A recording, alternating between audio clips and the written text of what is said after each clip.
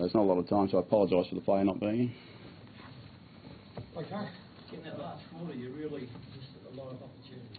Yeah, no, we did. We kicked too many points, unfortunately, and then you get a side like Essendon, who are a top 4 side, they're going to make you pay eventually, and you know you've got to make the most of your chances at this level. So it was a little disappointing that the boys couldn't convert. How did you see the overall performance? Fair bit of effort, I reckon.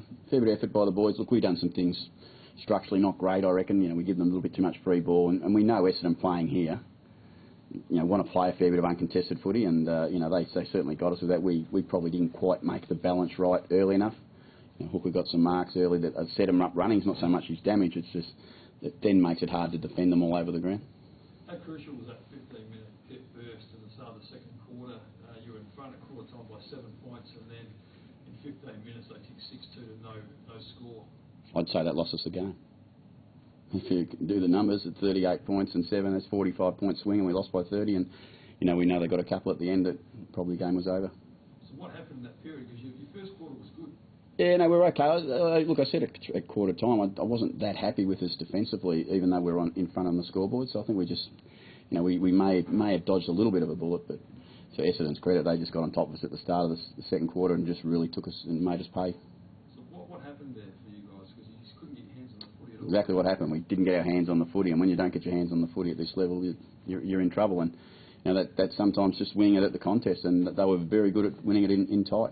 Was it a mental lapse from you, or just they were just too good for that short period? Oh, no, I think it's a bit of both. I think you give credit where credit's due. Essendon were certainly, you know, come out firing in the second quarter. We were just a little bit slow to react to it, and you know, and they'd done some damage. Where in the last quarter, we go and kick 3 goals 9 and don't do the same damage. If we put the same damage back to them, we perhaps, you know, we might be sitting here with a different result.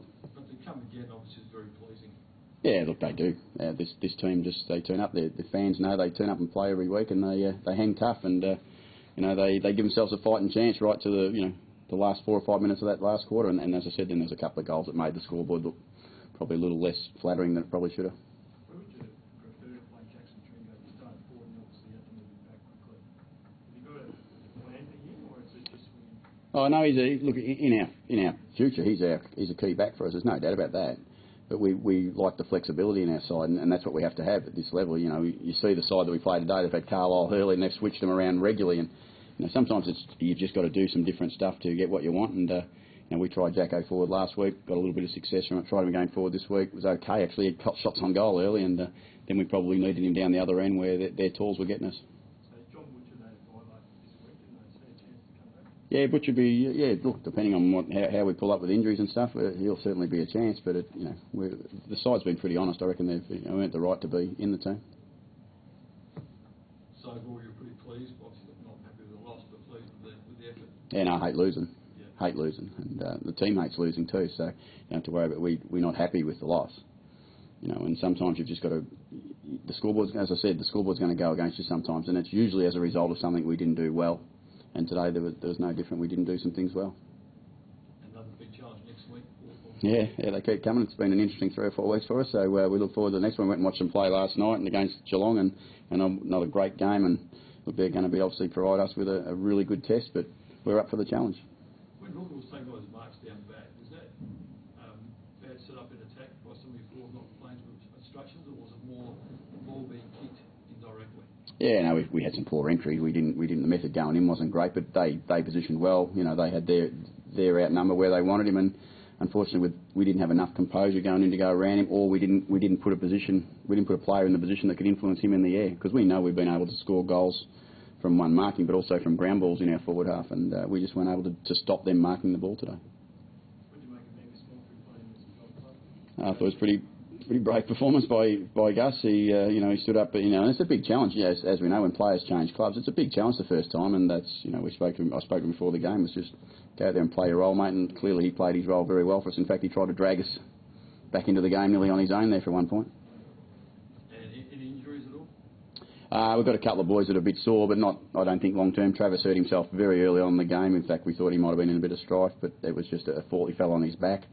And Pittard was a bit sore in the foot, but they got through the game, so that gives us a chance that they'll be okay for next week, albeit we've got a 6-day break.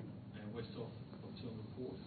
Yeah, it's easy enough to sit up here and say I haven't seen it, which I haven't seen it. I asked him in the room, and there's some there's a little bit of concern about what he may or may not have done accidentally. I think with what was going on, as far as as much as anything can be accidental, when you get embraced in a bit of a push and shove, you can do some stuff that you don't want to do. But Westy's not that sort of player. But sometimes it falls over. I haven't seen it. I can't even tell you whether he's hit him high or hasn't hit him high, or what's actually. I can't even tell you what had happened. I'm welcome for you to tell me whether he did or he didn't. But the AFL will take care of that, like they do every Monday, and we'll see what happens. Is that the 3/4 time siren, was it? I think so. Yeah, that's when there was a bit of a scuffle amongst the teams, I think, and I was actually coming down onto the ground, so makes it a bit harder for me.